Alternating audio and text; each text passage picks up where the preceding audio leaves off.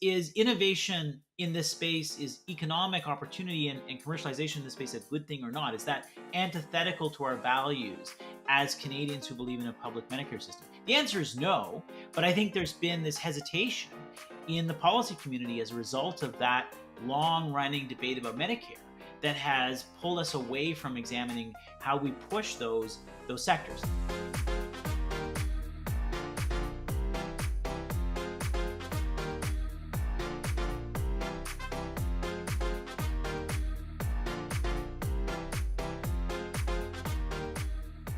Hey everybody, I'm Costas. Hi, I'm Lester, and welcome to another episode of What's with RWE. And today we have another very special guest on today for everyone. It's going to be a little bit different than usual. We've talked to oncologists, we've talked to patient advocates, patients as well, in terms of how their work is very important for the healthcare ecosystem in Canada. Today we have something slightly different. We have Tyler Meredith on, who's an expert in budgeting. And just hearing his background, you understand why that's so important. So Tyler actually spent the last 7 years from 2015 advising the federal government on economic policy, helping deliver 6 federal budgets, and architected 2 winning federal campaign platforms. So welcome to the show, Tyler. Thanks for joining us. Thanks for having me. It's really fun to be here. Excellent, Tyler. So, just to kick things off, everyone probably understands, okay, budgeting is important because we do it in our everyday lives. But how are we actually underestimating the importance of the federal budget? Why is it even more important than we actually think it is? So I think it's important to think about the federal budget, and the same, in a sense, is true of a provincial budget, in that you kind of start with unlimited possibilities, right? You have obviously a given baseline that you operate with, which is, if you gave a certain amount of money to another ministry the previous year, let's say the Ministry of Health, then likelihood is you're going to continue to provide some degree of the same amount of money, maybe plus or minus a certain percentage on top of that. But beyond the base of funding that just exists because it has always existed and will continue to exist, and the base of funding that people access because of demand-driven programs like employment insurance, in a sense, a budget process is like a big strategic planning exercise. And so, for whatever organization, whenever you go through those, whether it's on a 3 or a 5 year cycle, it's an opportunity to think about what are the things you want to accomplish over a certain period of time. What is the key goals? What are your missions that you're trying to achieve? In a federal or provincial budgeting context, the budget, because it has become increasingly the key political document that organizes all of the activity of a government over the course of a year, is really, in a sense, that now an annualized version of that strategic planning process. You have a whole bunch of givens that you have to still perform for, and a whole bunch of things that you, in some ways, don't have a choice to do, and which may be rather mundane. But in a larger sense, in terms of trying to demonstrate to the public what are the things that they care about and which governments wish to be seen to be addressing or caring about, the budget process is increasingly at the federal and the provincial level the key moment that allows you to allocate the resources, the time, and the focus to the things that governments want to be seen to be doing.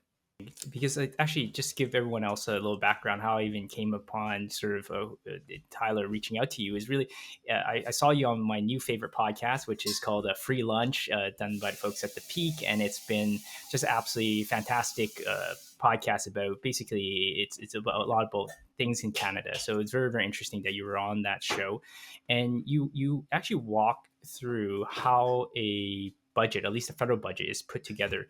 So maybe, imagine I'm a fly on the wall. Like, what does it actually look like for the audience? How is a budget actually put together from the federal perspective? And how is it similar to like a household puts together their budget? Maybe I'm sure I'm missing something here. Maybe you can educate us on how the actual process So works. it's not the same as a household budget, because unlike in a household budget where you have a given amount of income, obviously if your income is less than you would like it to be, you can go out and try to earn more income. But for the most part, in the context of a federal or provincial budget, if your income is insufficient to meet the things that you want to do, you can go out and find alternative revenue sources, whether in the form of taxes or in the form of debt. And so those are fundamentally different things because, obviously, and I'm an economist, the long-term cycle, the business cycle that governments have to operate in, they need to think about fiscal planning over a cycle, not necessarily a single point in time like a year. But to your question about what does that process look like, and how does it operate? Well, I think it's important to start from the premise that a budget isn't this kind of mythical thing that just gets done in secret and then is revealed. Although obviously it's a bit of a black box of a process from the outside looking in. It's actually a discrete set of effectively 300 decisions, right? It's not just one thing. It's not just someone like sits down and writes a document and that's the budget. The budget is fundamentally about a whole collection of individual decisions that have to get made, either because there's funding that has to be put to something because you have no choice, because there are basic government operations that have to be fulfilled, or there are programs, statutory programs that people have an entitlement to. But they start again from the premise of what are the things that you want to do. And in the context of a planning cycle for a government, right, and you think about how complex government has become in the lives of people today, there are, in a federal budget, probably in the order of about 300 individual items that would make up an actual budget. Now, you can slim those down potentially, but you're not going to slim them down to 3 or 4 things. It's probably going to be still in the order of several hundred. And as you think about how to organize that process, just from a workflow perspective, you first start in terms of defining what is the economic environment that you're given, because that obviously has a huge effect on how much money you have available to spend, and what are the sets of issues that you have to deal with.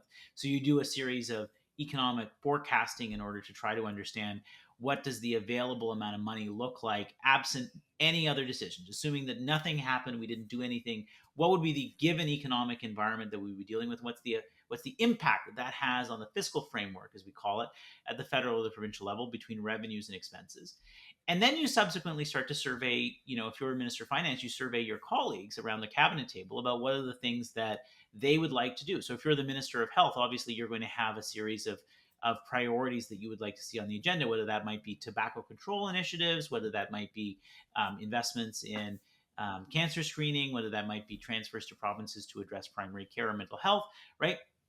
And you're going to put those forward, and those ideas are going to compete against lots of other alternative ways to spend money inside government at the same time, whether it's the Department of Agriculture, whether it's the Department of National Defense, whether it's the Department of Employment. And so all of those different ideas are going to compete with each other, both of whether or not on their own they are meritorious ideas, but also whether they make sense relative to the specific objectives that a government has for its budget in that given year. And then, literally, once the principles of the process, be it the premier and the finance minister at the provincial level, or the prime minister and the federal minister of finance at the federal level, once they have decided what are the 3 or 4 big thematic things that they want to focus on, and what's the desired fiscal objective they want to see in terms of the size of the deficit and the debt over a period of time, once we have those kind of notional objectives in mind, then we literally just go through a process of making individual decisions. And we go back and forth as we look at how those pieces come together in the shape, both in the fiscal design of it as well as the political design of it, over time. And you get to sometime, usually in mid to late March or April, and the thing gets released and we see what the budget is. But again, what I really want to emphasize for your listeners is, while the media will portray a budget on budget day as 1 or 2 big things, and usually a metric about what's the size of the deficit, is it balanced or not? What's the size of the debt? Is it balanced or not? Um, at the end of the day, under the surface, is hundreds of individual decisions and hundreds of individual assumptions that affect how hundreds of billions of dollars get allocated at the federal level across a whole bunch of different programs. And roughly how long does that process take? Like, is it just a continuous effort for like the full year?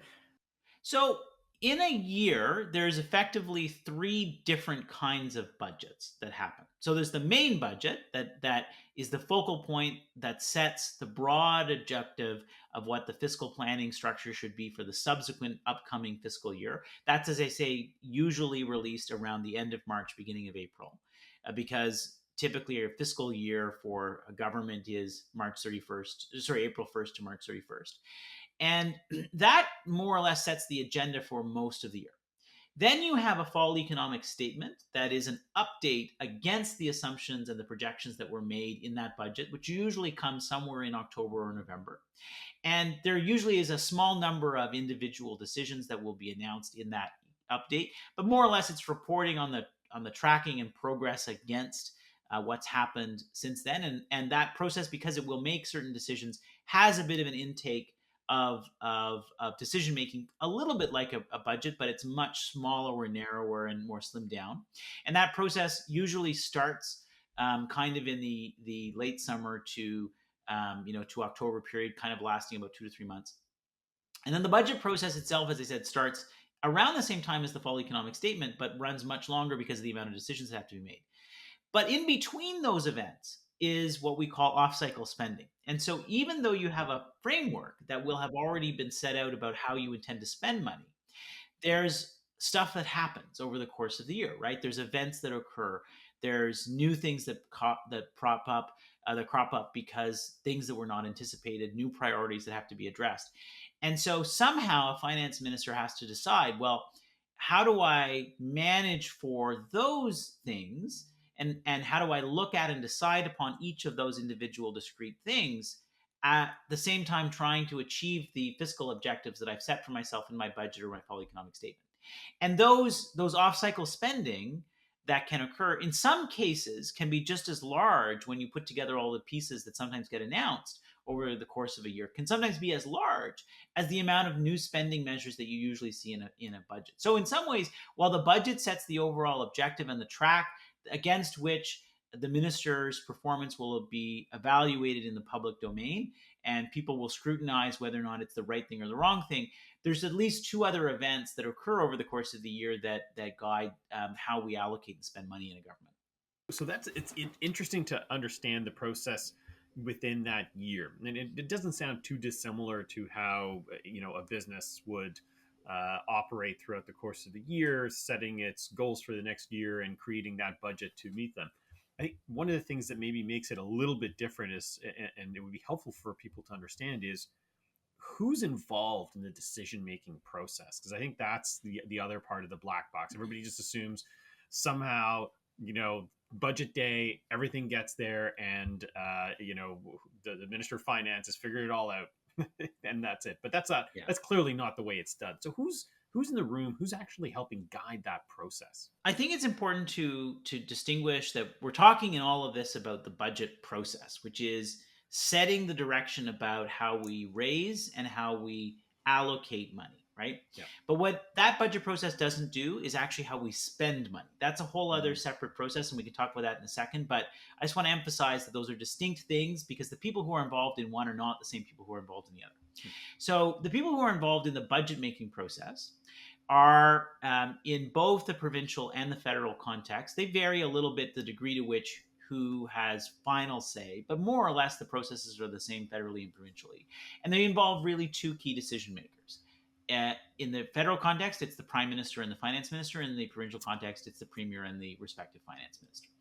And in all cases, the premier or the prime minister has the final prerogative of what we call funding authority, where if they have a disagreement with their finance minister, they have the prerogative to override the minister's decision and to say, well, maybe you don't want to fund it that way or to that degree. I, however, have a broader responsibility to the government, to the party, and to the caucus of our governing party, to think more broadly than just a finance minister. Because remember, the things that a finance minister largely has to worry about are not the same things that all their other colleagues have to worry about, right? Finance minister has to ensure that there's some degree of credibility and prudence associated with their plan over a 1 to 3 to 5 year cycle. They've got to hopefully maintain that credibility with rating agencies, and we've seen a couple of provinces have their credit rating downgraded, and in Ontario's case, actually upgraded recently. And that has an effect, obviously, on the cost of borrowing if they're going to go into the market and borrow money. But they also have to manage the internal dynamics with their colleagues about, okay, maybe we're not going to invest in something today because it's not ready, or I can't deal with this priority right now because it's too big of a funding ask relative to what my fiscal objectives are, right? And the prime minister may disagree with that assessment that the finance minister has made, because they may say, well, yes, I understand why you as the finance minister have to care about the fiscal framework, but at the end of the day, the government has a broader set of objectives. So it's effectively those two people ultimately individually making a decision or a call on each one of those 300 decisions that I mentioned. And underneath them are their respective political staff who each give their own advice to their specific principles about each individual decision. And underneath them are the officials within the respective finance minister's office, finance department, or Privy Council or Cabinet Office, which supports the Premier or the Prime Minister. And so, if you think about a funding decision, you will have a request that comes in from an individual minister, let's say the Minister of Health. They ask for a series of things. Then that gets turned into a decision note that a public servant in the Department of Finance will generate, giving their analysis on that particular request and how it fits in the budget process objectives that have been set out initially. That goes up to a deputy minister who then signs off on that advice. It goes to the finance minister's office who gives their political advice on top of the public service advice. Then a decision is made by the minister taking in both of those pieces of advice. And remember that as this process is unfolding, the minister who's requested that money, the health minister, for example, doesn't know about anything that's going on in this process. They've made their pitch, but they're just like a stakeholder, like anyone else. They're removed from this process. They don't get a say in this process, right? So they're like the Canadian Medical Association on the outside looking in. They've made their ask and they're hoping that the process goes. And they may be exercising a degree of influence, trying to talk to people and encourage people and try to get people on side as part of coalition making. But even though they're in cabinet, they're not part of this decision. And so once the finance minister makes their decision, that gets transmitted over to PMO or the cabinet office. And then a similar process as happened on the finance side, as it goes through public service to political staff to principal, that same process happens simultaneously then on the premier's office or the prime minister's office side. And so you effectively have two decision makers with their individual sets of advisors providing input, but it's those key decision makers who get the call. It's not the other folks in the system. And so sometimes on budget day, when a decision gets announced, you also as much have to deal with the external stakeholders as the internal stakeholders, the people who asked for a bunch of things, didn't get what they wanted, and they may be just as cranky, even though they're actually all on the same team. Oh wow, that's amazing. And actually, just for everyone on this call, who actually myself included, I'm going to plead ignorance here. Is what does a senior economic policy advisor, what do you do in that process, Tyler? And like, how did you get to the role that you're in? It seems like for an economist that this seems like the perfect thing. This seems like the Yeah, ideal job. So maybe you can give us a little your sure. background, and on top of it, what did you actually do during this process? Because obviously there's so many things. I would hate to think that, were you the one that had to herd the cats?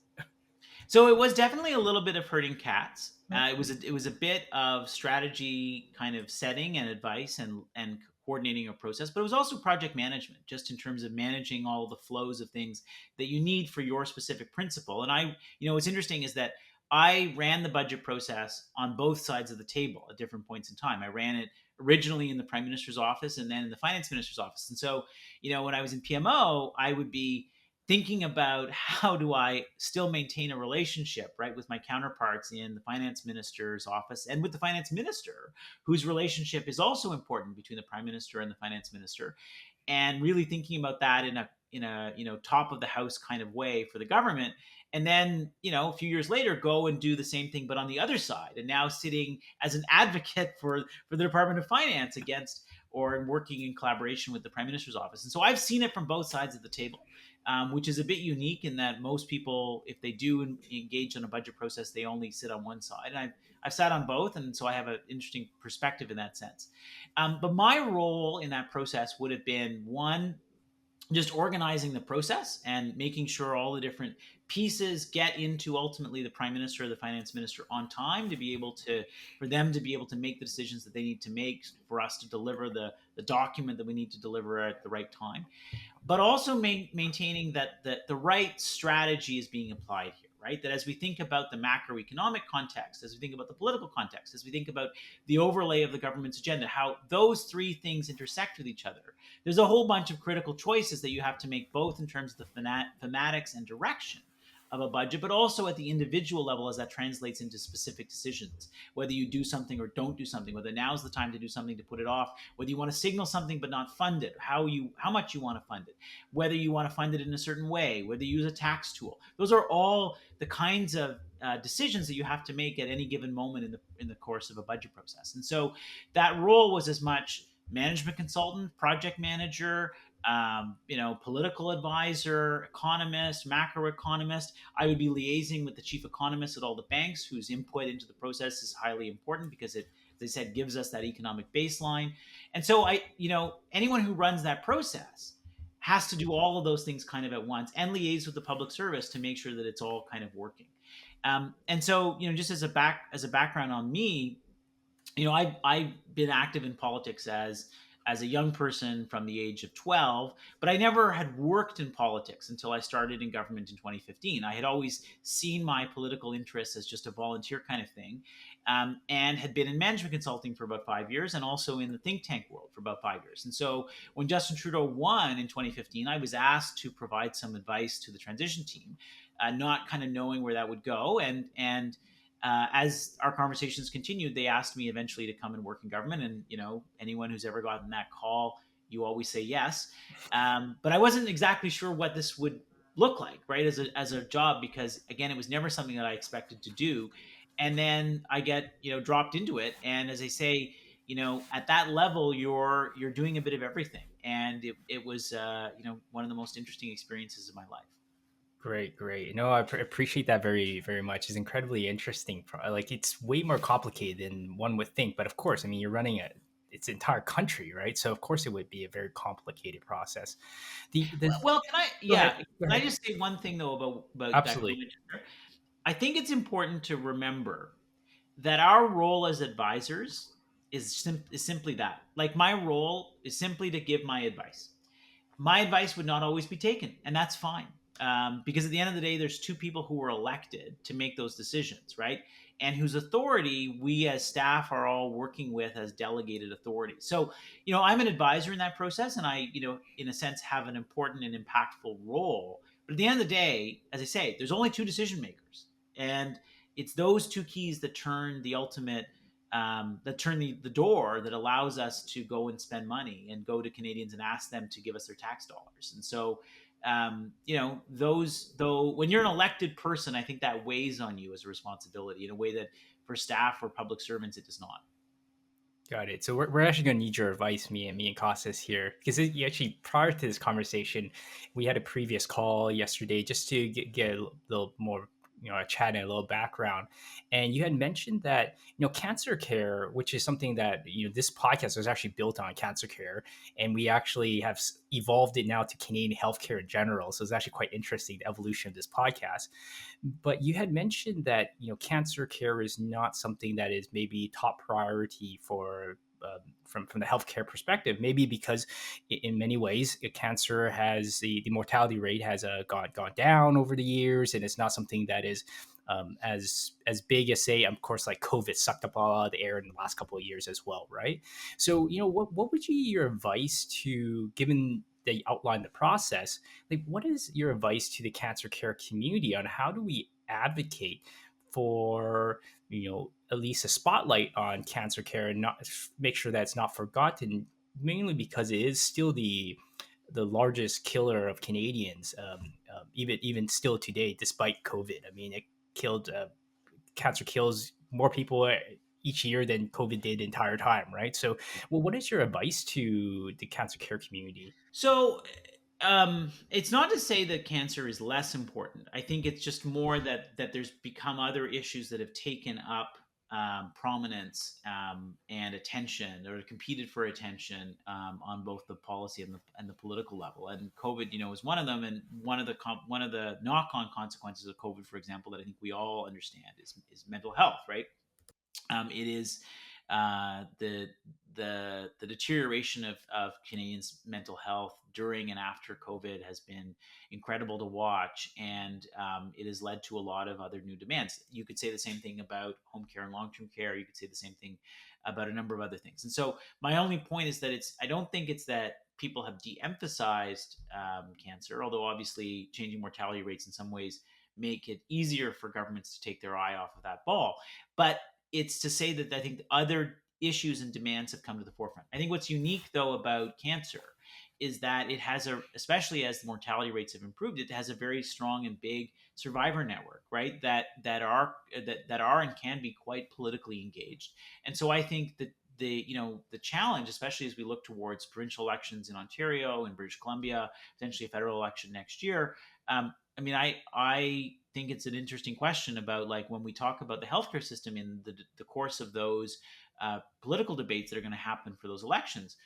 Obviously, we're going to hear a lot about wait lists. We're going to hear a lot about emergency and primary care, which is a top of mind issue. We're going to hear probably a lot about mental health because those are top of mind things for Canadians. But are we going to hear about cancer, right? And I can't remember an election cycle in the last little while in which it has been a top of mind issue. So my point would be the survivor networks need to organize, and they need to organize around whether it is access to better treatment, better therapies, or even, frankly, enabling policies that help with a healthier prevention approach. Like, for example, how we deal with tobacco control, whether we think about food policy, right? And so I think the question is, if we want cancer care to be more foreground as a policy response by government, it's going to require political organizing. So you mentioned something interesting there, and that is the influence between the provinces and the federal government over some very important parts of the budget, and specifically healthcare, where we know that there is a very hard line sometimes between what the provinces are expecting and what the federal government would like to see happen. What does that discussion look like? Because from the outside, it always looks like, oh, we're all just going to just go in there and butt heads, and no one ends up winning, unless the provinces get a couple extra bucks. But I can't imagine that that's really what happens in the background. So what does that negotiation process look like? And does it happen only within the Ministry of Health, or is there an overlay of, let's say, what the political folks are tasked with bringing to the public?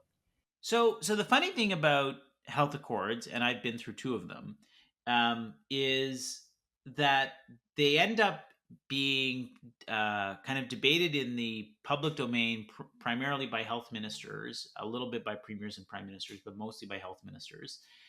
But in reality, health ministers are pretty, to be honest, inconsequential to the discussion and to the final decision, because at the end of the day, what we decide to do with health accords is mostly about funding, which is really a purview, as I said before, the Minister of Finance and the Premier and Prime Minister.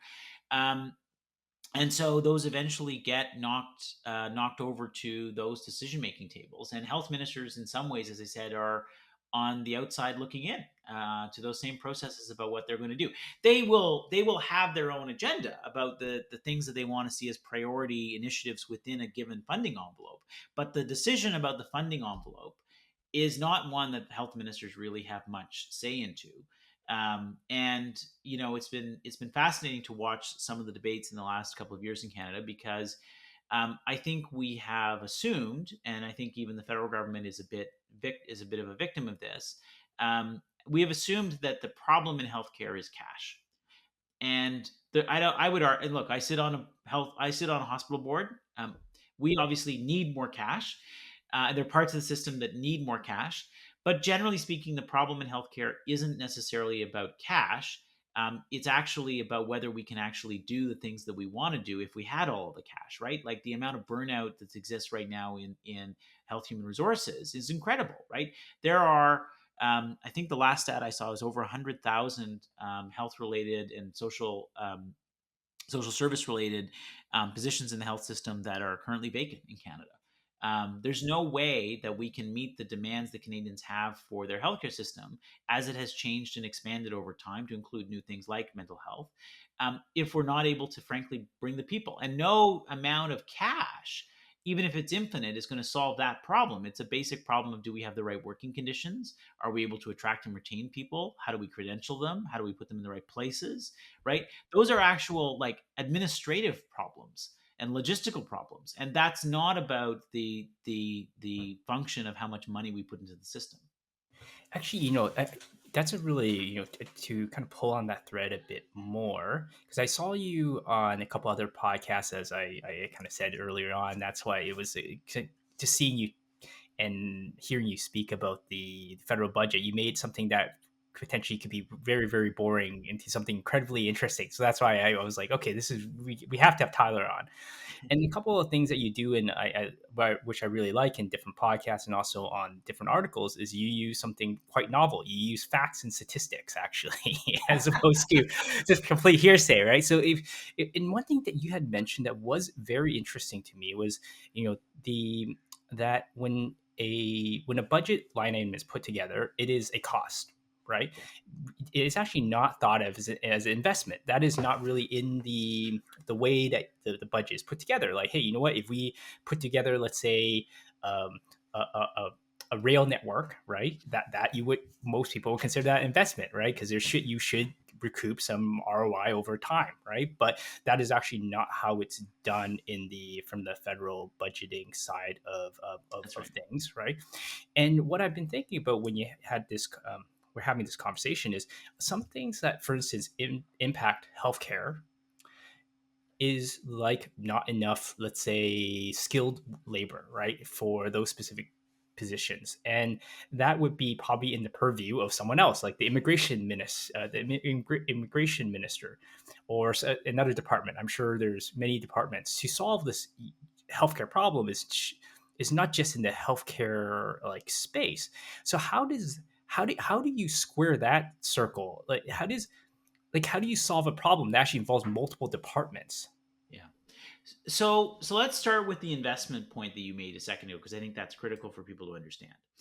Um, in if as Costa was saying, there is a set of financial statements that a company would put together that you would be familiar with. And if you were preparing financial statements for a publicly traded company, you would be giving a forecast of what you think based on a series of capital expenditures you might make in order to grow your business. You think what that will return to you in terms of forecasted future sales, right? And so you have a forecast based on, I do X as an investment. I'm going to generally I should produce Y as outcomes, right? And I would be required to give guidance, right, about what I think the results of those investments are going to be. In in the accounting system that we use in the public sector, for reasons that are both good and bad, we can't do that. So we can't think about the second order effects associated with an investment. So if, for example, we're trying to make a case that says that an investment in childcare is going to improve economic growth because it will result in a higher labor force participation of women, which will raise their income, which will increase aggregate income in the economy. We have to take that.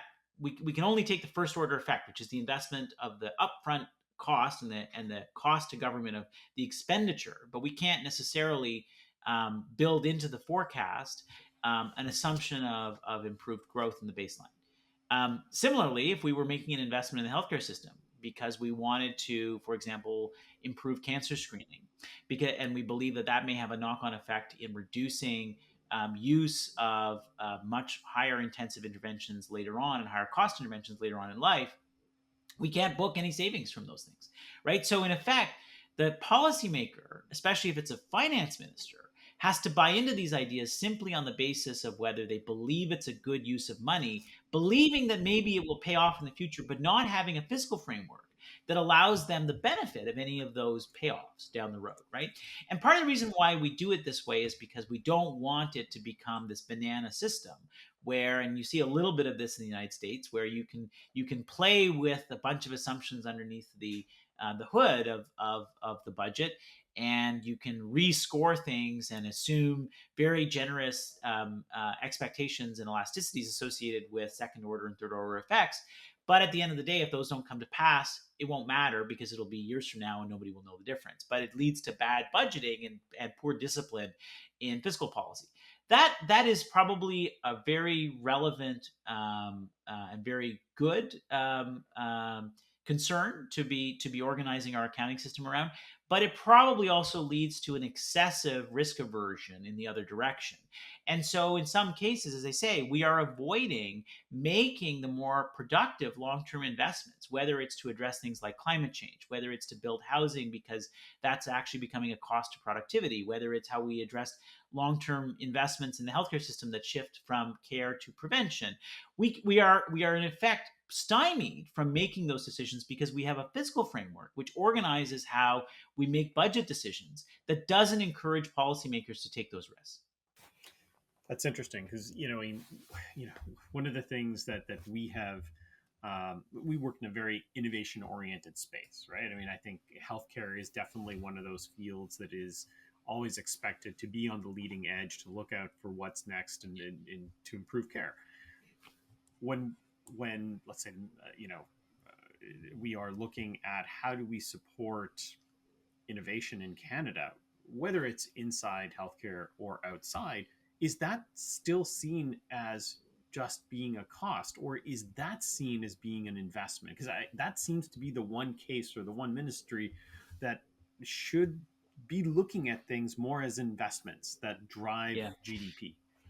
So the irony, right, is that if we think about the way in which we make the case for public in a public insurance environment for a particular drug or therapy, right, it has to go through a highly standardized process of doing a health economics analysis to assess the Yeah. the quality adjusted life year effect of that particular intervention, whether it's cost effective to do so, right? So we do all of this effort in terms of the insurance system to pick the right sets of interventions that we will fund to make the most cost effective investment. But that's after we've decided how much money we have to spend, right? Right. Not before, right? So we don't do it at the first step in deciding could we spend more money, and maybe at the front end expend a little bit of money, but we at the back end will get a real payoff. We decide first on what we can afford to pay. And then once we've decided how much we can afford to pay, then we make decisions in a more rational way to allocate those monies effectively. And that's once it's out of the hands in some ways of a finance minister and it's into a ministry, right? And in some cases, as I think you're getting at there, some of the ways in which those ministries, especially, public health systems, because they have to make decisions as an insurer, are going to be forced to make decisions in ways that are much more focused on cost effectiveness. But this speaks to the entire design of our healthcare system, more or less, in the sense that as 70% of the dollars in our healthcare system are publicly funded, it's effectively a monopsonistic market, right? And so we decide how much healthcare we will have in Canada by virtue of what we can afford. And once we've made that decision, then we decide how to allocate it rationally, or as rationally as possible. But maybe we should actually rethink the first step of that discussion, which is maybe we need more healthcare in order to reduce healthcare, right? But we don't have an ability, at least in our public budgeting systems, to make those decisions more rationally. I would expand this even beyond just the investment from a health insurance standpoint. And I would say, researchers who are actually developing new drugs. I mean, the expectation is, I mean, maybe not the expectation. I think the reality in Canada is that for most of these folks who are sitting in a university somewhere, they are selling this off to some other small company, typically outside of Canada, typically across the border, and it gets spun out. Maybe it comes back as a marketed product, or it dies in the vine, as most of these products do.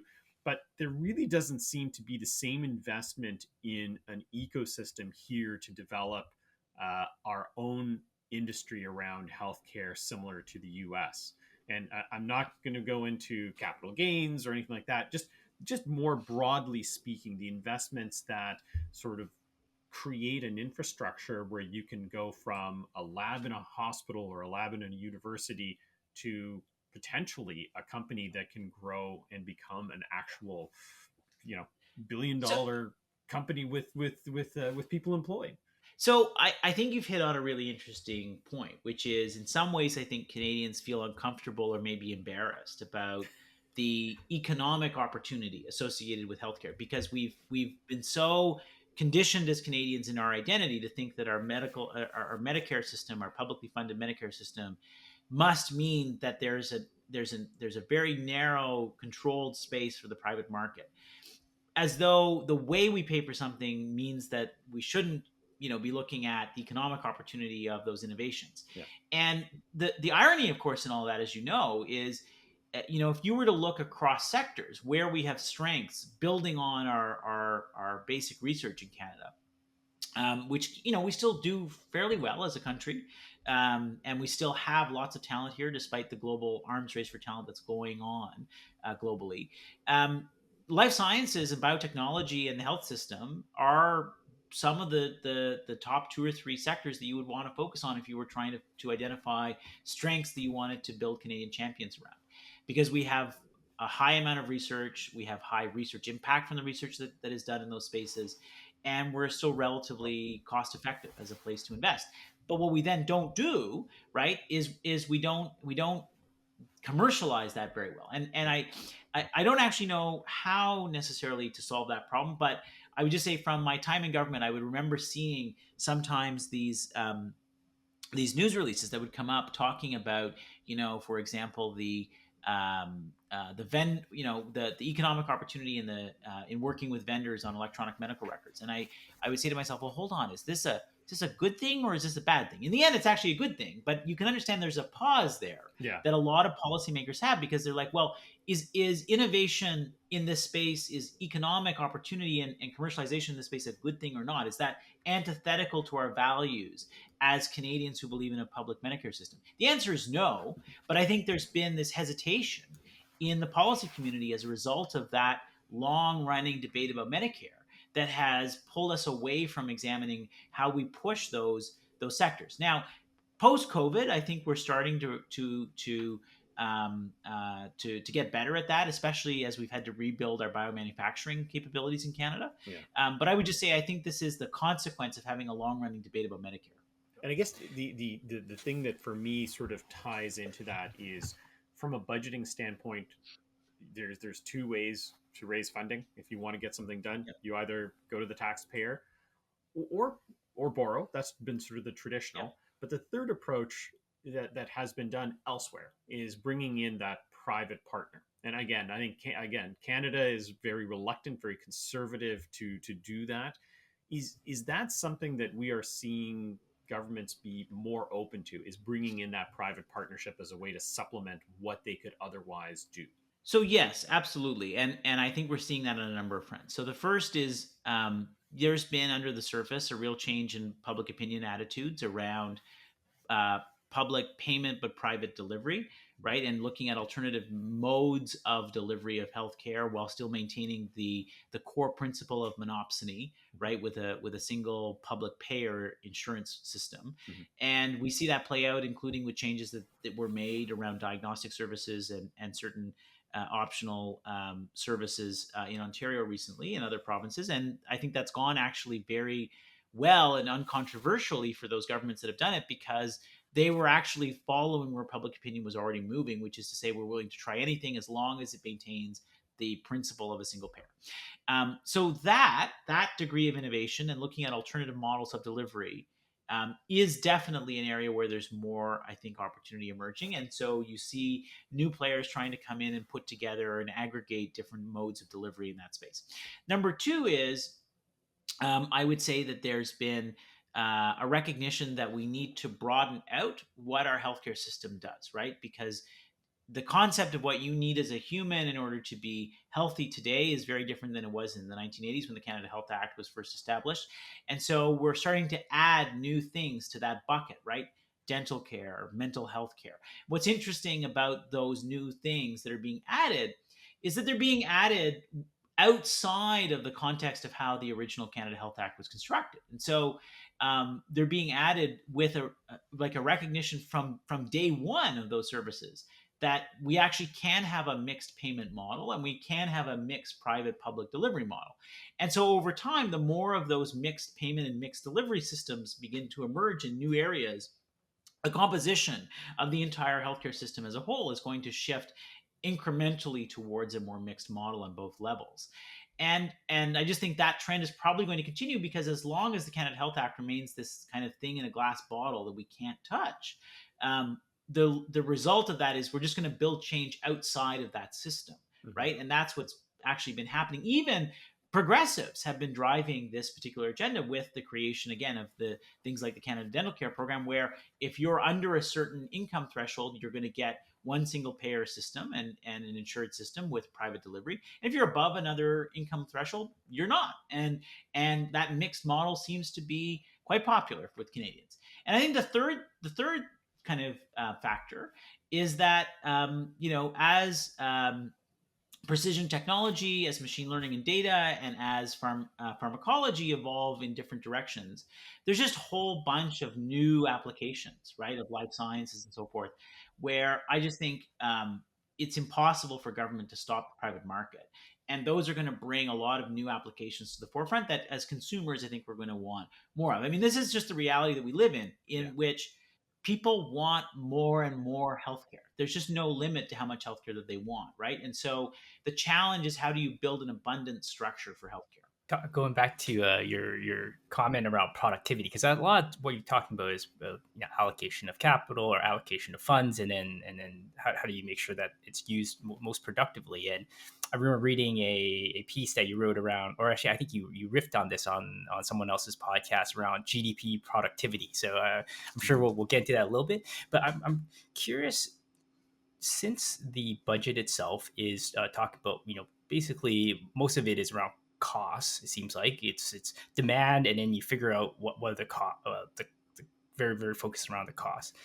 Is there a way to potentially, like, would you suggest a different way of doing things in terms of, maybe is there another metric we should be measuring, or some other way to measure things that would actually align different departments, closer together to solve a problem? And I'll give you an example. Let's say, like, not to say this is the metric we should use, because I remember you had a lot to say about, let's say, GDP productivity as a GDP per capita as a measure of productivity, right? If we use that as a metric, right, and all the departments had to adhere to, like, hey, we want to increase this by, I don't know, whatever it is, 1%, right? Then would that be something that would kind of get everyone rowing in the same direction? And the reason why I bring this up is to say, one of the things in healthcare is, as you well know, is there's a lot of inefficiencies. One of the most common ones that people cite is probably they're like the only people that still use a fax machine. Like, I think that like, fax machines, no one else buys them. It's like just the healthcare sectors. Your doctor is the only one that uses a fax machine. If they didn't use fax machines and just use, like, let's say, emails now more than fax machines, that would assume it's would speed things up, right? So what is your thought process around that? Are there certain things that we can change that would align everyone to kind of row in the same direction? So I think it's good to have clear metrics and to want to drive multiple departments, across the system, towards consistent action on the same metrics. I think that that's a generally good thing to do. I think governments generally don't do a very good job of trying to distill down the implications of all the decisions that they make to those metrics. So if GDP per capita was the thing that we agreed we wanted to focus on, having departments use it as a metric to guide their decisions, not a bad thing necessarily. But now let me say why I think GDP per capita is maybe not the thing that we want to use. One, GDP doesn't necessarily bring in all of the things in it that matter today, right? It doesn't really measure data. It doesn't measure intangibles very well, and those increasingly matter to future economic growth, clearly. And there's a separate question about whether the denominator of per capita is going to tell you enough about whether you're going in the right direction, because there may be situations like we're kind of experiencing right now in Canada, where you get a boom of people, so the denominator grows, and it grows faster than income grows, and it looks like your GDP per capita is going down, meaning that you're getting poorer. Well, actually, in reality, nobody is getting individually poor. People could still be literally every one of us could be becoming richer. It's just that we're growing richer in different ways, because some of us started a little bit poorer.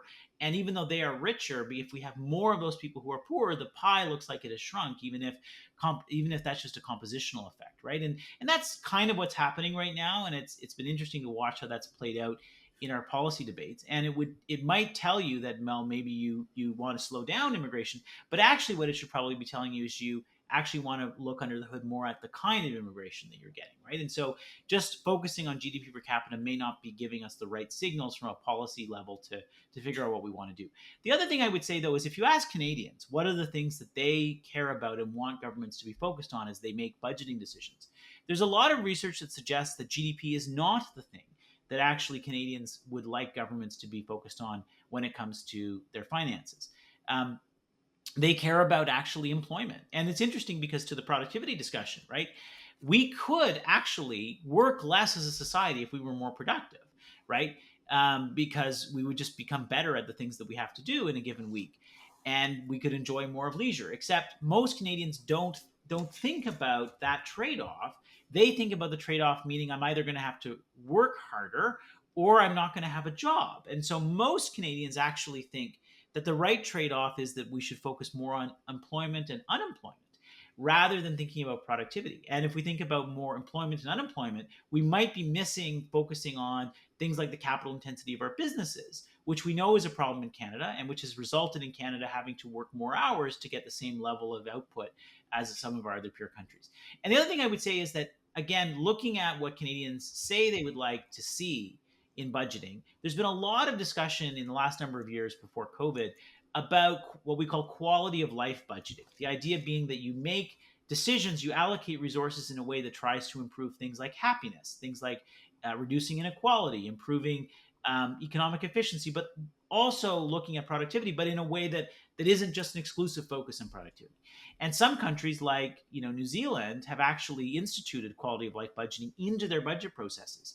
And I would say it's had some interesting results. It leads you in the direction of deciding to say invest in things that like for example, street clearance and snow clearance has an effect on making communities more livable, which has an effect on gender inequality, believe it or not.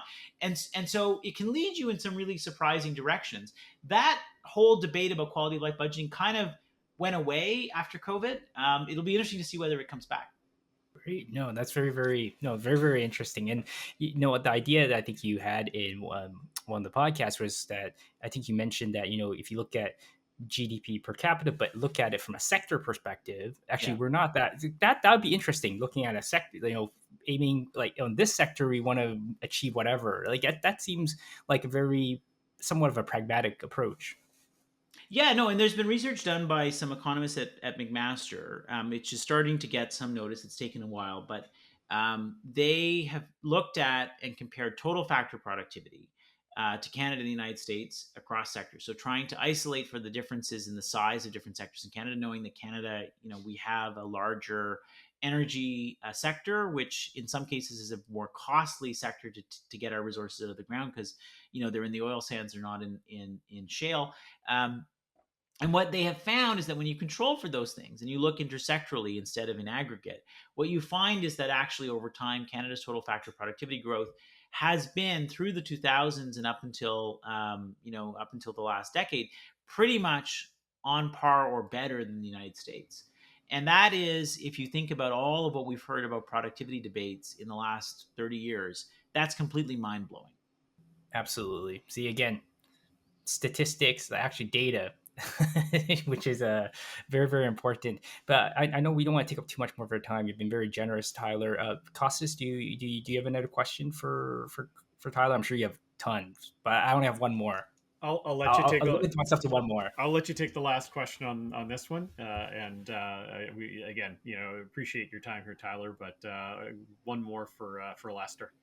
Perfect, perfect. Thank you very much. So you talked about quality of life, and that's actually very interesting. I do remember, I didn't remember that it was New Zealand that was one that was doing that. So it would be interesting to look into some of the effects of that. But one thing that you mentioned was inequality, right? And obviously that is definitely a hot topic in the last couple of years, if not. I'm sure some people have focused this on for their entire careers, right?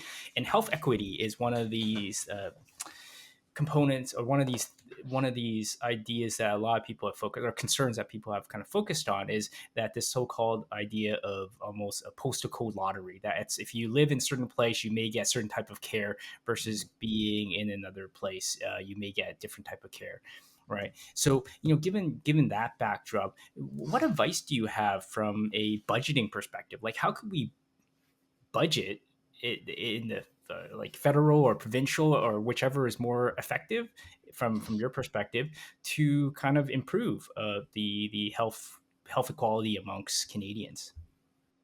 Well, so I think it's going to be harder for the federal government to do that very well because, to be honest, the federal government doesn't have the levers to affect the health system as directly as it could or should. I mean, it's true that the federal government, actually delivers a lot more healthcare than people realize. When you take together the prison system, its responsibility for First Nations and Indigenous peoples, its role in the armed forces and veterans, take that all together, the federal government's about the third or fourth largest health system in the country. But those are very specific defined populations. And while it can focus on innovations and best practices that could be scaled and taken elsewhere, it's hard to take those best practices and put them into the Ontario healthcare system or the BC healthcare system. And so, a lot of what the federal government can do is it can support the development of back-end infrastructure, things like our electronic medical record system, investments in standards around, say, interoperability of data and information. But really, its biggest, most bluntest instrument is just funding, right? And the challenge will be, does it attach or can it attach conditions to that funding that actually tries to direct the system in a certain way? So the federal government's ability to affect health inequalities and health inequities is really going to be about whether it wishes to use the conditionality of its transfers to actually try to achieve things. It can continue to invest in back-end infrastructure. That's important. But the scalability of that really depends on the provinces, right? And a great example of that is, we've been investing for years and years and years in things like electronic medical records. They're great. We have a great back end set of standards and technology. The challenge is that only now, in the last round of healthcare financing agreements the federal government signed, are provinces now actually committing to implementing those things. That was because the federal government used its conditional powers to push that conversation in the last round. If it doesn't do that, the change is not going to happen, because we still have basically 13 different health systems on a standalone basis in this country. So if you want to solve for health inequities, you've got to think about the conditionality of your funding transfers. Perfect. And I'm glad you wrapped up on that specific point, because I think that is something that people don't think about as much as maybe they should, or give as much credit they should, is around the electronic medical systems, because in some ways you need data to make judgments or to be able to inform you on how you should pursue different things. Mm-hmm. And without data, you can't even make those kind of type informed decisions. And at the basic area, you need to actually capture that data, right? And then you need electronic medical records. It's crazy that it's only recently that we actually decided, hey, we should do this. Yeah, no, so it is. I mean, it's a classic Canadian problem. Absolutely, as classic as us losing every single year, it seems like, since 1993 in the Stanley Cup. It seems like that's a commonality. But sorry, and on that note, I appreciate very much, Tyler, you joining us today. This has been fantastic conversations. If you want to see more of Tyler's work, he's on X, or formerly known as Twitter. That's at Tyler Meredith on Twitter. And of course, Tyler has a consulting firm. It's a policy advisors firm, him and his colleague. It's Meredith Boessenkool. You can find them at mbpolicy.com. So thanks again, Tyler, for joining us. Thank you, everyone, for tuning in today. This has been a fantastic, hopefully eye-opening conversation for everyone. If you like it, please subscribe to the channel. And of course, if you have any questions, comments, please comment below. Thank you very much, and have a great day, everyone. Great. Thanks, everyone. Thanks.